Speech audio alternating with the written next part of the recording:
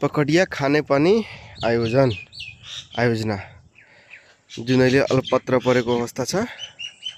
कुनै पनि कामहरु अगाडि बढेको छैन यसमा। यो अहिले हामी यो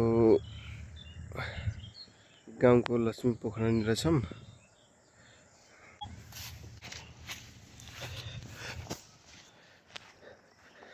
मेरो पुरै अल्पत्र परेको अवस्था छ यसमा। पुरै झालहरु फुटाइएको छ। हेर्न सक्नुहुन्छ पुरै झालहरु फुटाइएको छ यसमा। अनि यो पनि छ।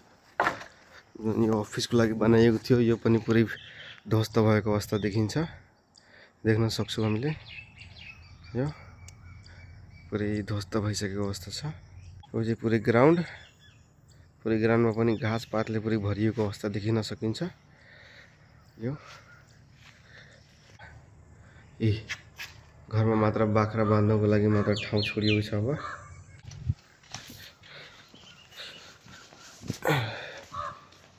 हेर्न सकिन्छ पुरै गेटको अवस्था पनि ध्वस्त भइसकेको छ।